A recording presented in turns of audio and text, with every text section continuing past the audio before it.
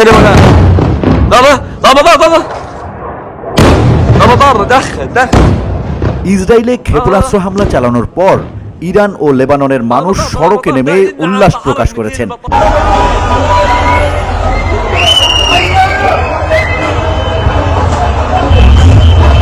এ সময় আতশবাজির ঝলকানি দেখা গেছে। অনেকে ফাঁকা গুলি ছুড়ে আনন্দ প্রকাশ করেন। হামলার খবর জানার পরপরই ইরানের রাজধানী তেহরানের সড়কে নেমে আসেন অনেক মানুষ। তাদের অনেকেই ইরান ও হিজবুল্লাহর পতাকা ওড়ান।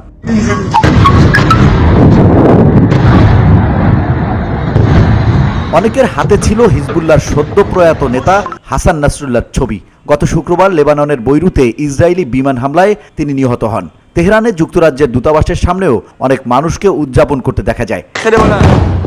بابا এদিকে লেবাননের রাজধানী বৈরুতে আতশবাজির ঝলকানি ও ফাঁকা গুলির শব্দ শোনা যায়। হিজবুল্লাহ সদস্য, বিভিন্ন ফিলিস্তিনি গোষ্ঠী ও ইরান সমর্থকেরা রাস্তায় নেমে উল্লাস করেন। সংবাদ মাধ্যমের ক্যামেরা দেখে বৈরুতের একটি বিদ্যালয়ে দুজন তরুণ বিজয়সূচক ভি চিহ্ন দেখান। চিৎকার করে বলেন, আমরা বিজয়ী হয়েছি, আমরা খুবই খুশি। ইসরায়েলের সাম্প্রতিক হামলায় বাস্তুচ্যুতদের সাময়িক আশ্রয়স্থল হিসেবে বিদ্যালয়টি ব্যবহৃত হচ্ছে। আল্লাহু আকবার, আল্লাহু আকবার, সামা গাজ্জা আল-আন, আল্লাহু আকবার।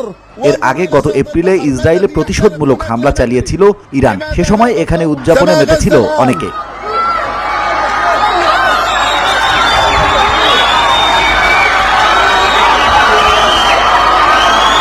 বার্তা সংস্থা এএফপির প্রতিবেদনে বলা হয়, মঙ্গলবার রাতে ইসরায়েলে 180টির মতো ক্ষেপণাস্ত্র ছুড়েছে ইরান। এই হামলায় তাৎক্ষণিকভাবে হতাহতের কোনো খবর পাওয়া যায়নি।